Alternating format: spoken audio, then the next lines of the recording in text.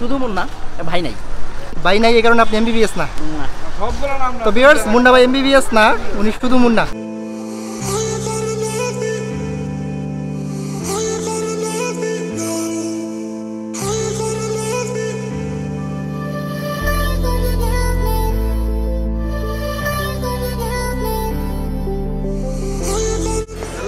আসসালামু আলাইকুম। টপিক আমার নাম, নতুন নতুন জায়গা এক্সপ্লোর করে আমার কাম। থাকি আমি নারায়ণগঞ্জ, ঘুরিফিরি গ্রামগঞ্জ। চলে আসলাম আমার চ্যানেলের সম্পূর্ণ নতুন ব্র্যান্ড নিউ ফ্রেশ তরতাজা আরও একটি এপিসোড নিয়ে। তো আমি এখন আছি কমলাপুর রেলওয়ে স্টেশন। তো সকাল সকাল আমি কমলাপুর রেলওয়ে স্টেশন কেন এলাম সেটা আপনাদেরকে বলছি। তার আগে চলুন ট্রেনের টিকিটটা কেটে নিই।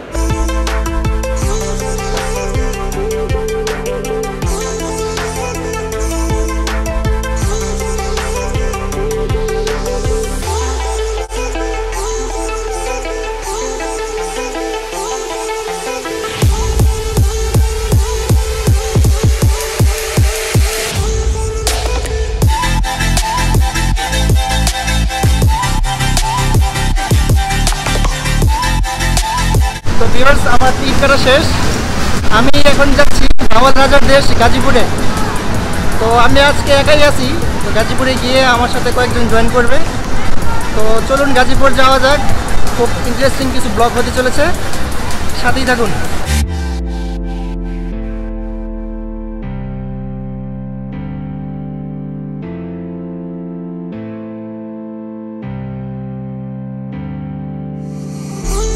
গাজীপুর জেলা বাংলাদেশের মধ্যাঞ্চলের ঢাকা বিভাগের একটি প্রশাসনিক অঞ্চল।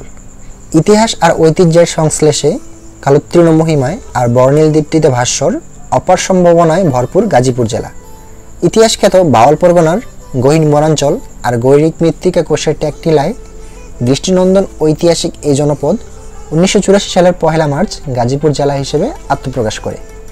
পূর্বে এই জেলার নাম ছিল জয়দেবপুর।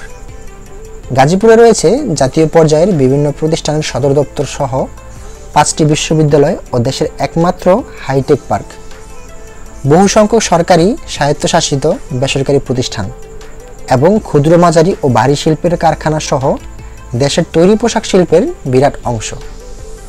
মুসলিম বিশ্বের দ্বিতীয় বৃহত্তম সমাবেশ বিশ্ব ইজতেমা এই গাজীপুরের টঙ্গীতেই অনুষ্ঠিত হয়।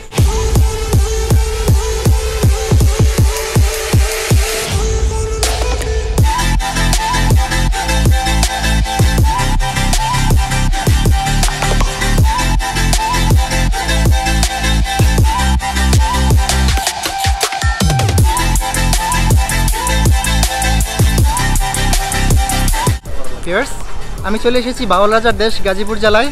তো ঘুরে ফিরে দেখবো সমগ্র গাজীপুর জেলা, অনুসন্ধান করার চেষ্টা করব গাজীপুর জেলা জুড়ে গ্রামগঞ্জে ছড়িয়ে ছিটিয়ে থাকা বিভিন্ন ঐতিহাসিক ও প্রত্নতাত্ত্বিক নিদর্শনগুলো। তো আমি এখন আছি গাজীপুর বাওয়াল রাজবাড়িতে, আর আমার সাথে আছেন ব্লগার শামীম মুন্না। তো মুন্না ভাই, কী অবস্থা? ভালো ভাই, ভালো আছেন? হ্যাঁ, কী খবর আপনার? এই তো ভাই। তো ভাই, আমার অডিয়েন্সের কাছে একটা বিষয় ক্লিয়ার করেন। আপনি কি আসলে এমবিবিএস? না ভাই, আসলে এমবিবিএস না, ওটা সঞ্জু এমবিবিএস। হ্যাঁ, সবাই তো জানে মুন্না ভাই এমবিবিএস। আপনার নাম যেহেতু মুন্না, আপনি এমবিবিএস কিনা? আমার নাম শুধু মুন্না, ভাই নাই। আচ্ছা, ভাই নাই এই কারণে আপনি এমবিবিএস না? না। তো ভিউয়ার্স, মুন্না ভাই এমবিবিএস না, উনি শুধু মুন্না, উনি ব্লগার মুন্না। তো আমি এখন আছি বাওয়াল রাজবাড়িতে। তো আসুন বাওয়াল রাজবাড়িটা ঘুরে ফিরে দেখি। এবং এই রাজবাড়ি নিয়ে খুব চাঞ্চল্যকর একটা ইতিহাস আছে।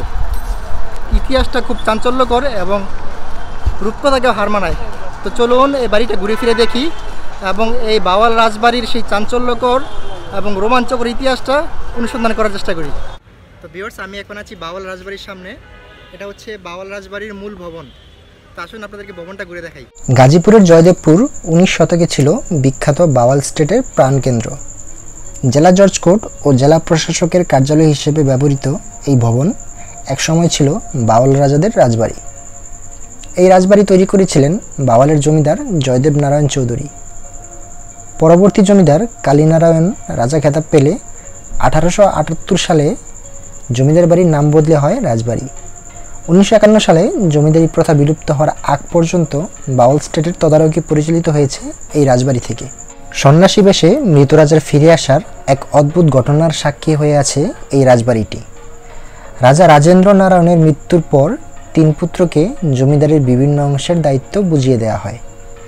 এই তিন ভাইয়ের মধ্যে দ্বিতীয় জন অর্থাৎ রমেন্দ্র নারায়ণকেই মূলত ভাওয়াল রাজা বলা হয়। রাজা হিসেবে রমেন্দ্র নারায়ণ বেশ প্রজাবৎসল হলেও তার পছন্দের কাজ ছিল নারী সঙ্গে থেকে আনন্দ ফুর্তি করা।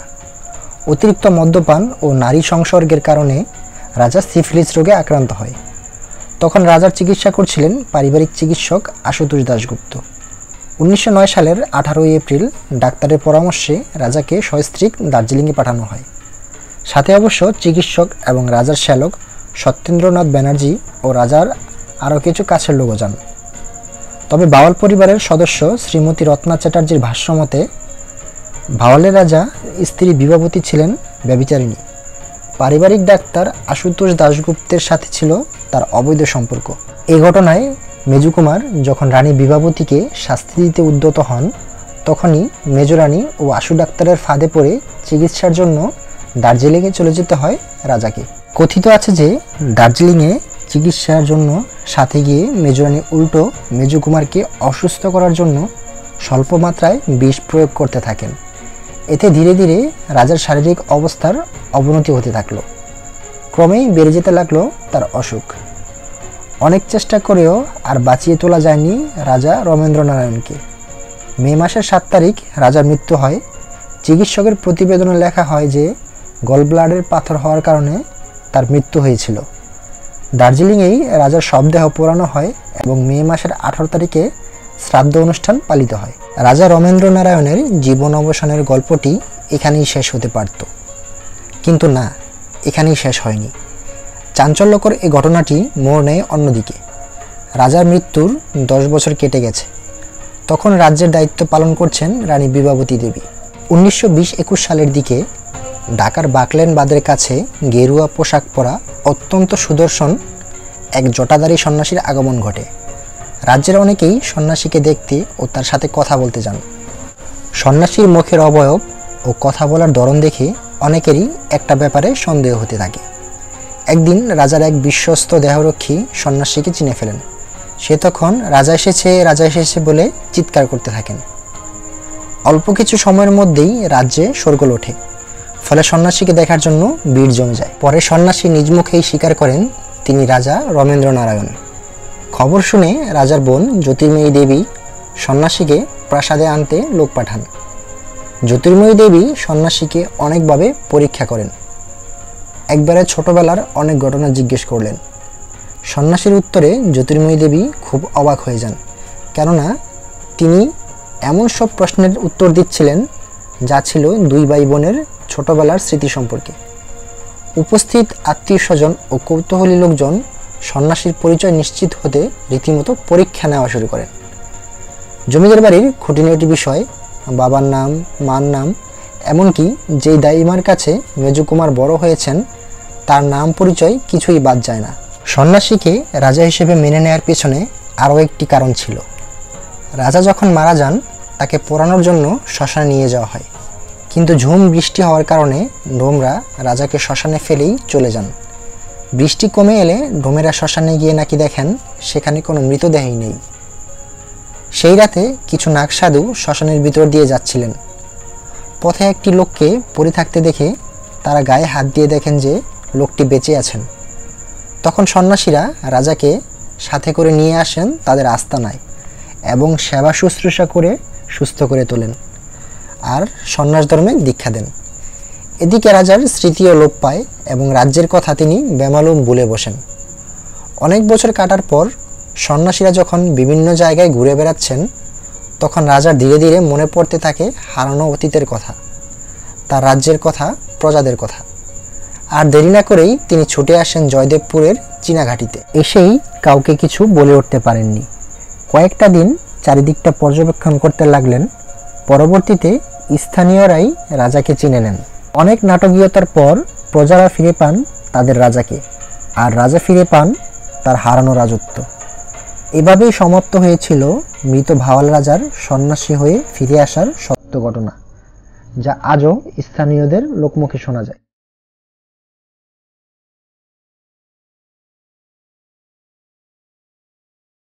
ভিউয়ার্স, যারা আমার জমিদার বাড়ির ভিডিওগুলো রেগুলার দেখে থাকেন তারা অবশ্যই জানেন যে বাংলাদেশের প্রত্যেকটা জমিদার বাড়িতে একটা কমন জিনিস থাকে, আর সেটা হলো প্রত্যেকটা জমিদার বাড়িতেই থাকে একটা সুবিশাল পুকুর।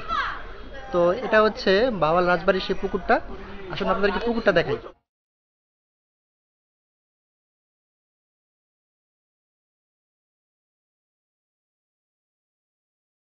ব্রিটিশ আমল থেকে এখানে রাজা বাস করতো, যারা এই গাজীপুর জেলা ভাওয়ালের কর বা ওই যতগুলি আছে ট্যাক্স এগুলো উঠাইতো আর কি। রাজাটা আসলে ভালো রাজা বলে রাখতো আর কি, গাজীপুর ভাওয়ালের রাজা।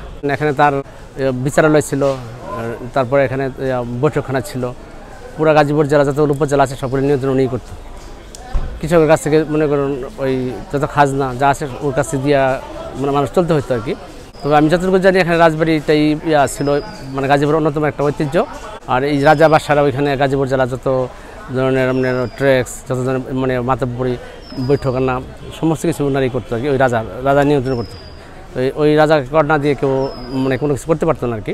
এই রাজবাড়িকে কেন্দ্র করে আমাদের গাজীপুর জেলা ঐতিহ্য বহন করে এবং গাজীপুরের থেকে স্বাধীনতা সংগ্রাম শুরু হয়, আবার গাজীপুর জেলা সর্বপ্রথম স্বাধীন মুক্ত হয়। তো ভিউয়ার্স, আমাদের বাওয়াল রাজবাড়ি ঘুরে দেখা শেষ। তো রাজবাড়িটা আমার কাছে অসম্ভব সুন্দর লেগেছে। আর এই রাজবাড়ির যে ইতিহাসটা ছিল সেই ইতিহাসটা ছিল খুবই রোমাঞ্চকর। আমি বাংলাদেশে যতগুলো রাজবাড়ি ঘুরেছি তো সবগুলোর চেয়ে এই রাজবাড়ির ইতিহাসটা ছিল একদম ভিন্ন। সেই ইতিহাসটা আমার কাছে অনেক ভালো লেগেছে। তো আজকের ভিডিওটা এই পর্যন্তই। দেখা হচ্ছে পরবর্তী ভিডিওতে নতুন কোনো জায়গায়। আর আপনারা যদি আমার সাথে সোশ্যাল মিডিয়া কানেক্টেড থাকতে চান সেক্ষেত্রে আমার ফেসবুক এবং ইনস্টাগ্রামে আমাকে ফলো করতে পারেন, লিঙ্ক আমি ভিডিও ডেসক্রিপশনে দিয়ে দিব। তো ফিরছি খুব শীঘ্রই গাজীপুরে আরও কিছু প্রত্নতাত্ত্বিক নিদর্শন নিয়ে। ততক্ষণ পর্যন্ত বাওয়াল রাজবাড়ি থেকে আমি রফিক সাইনিং অফ।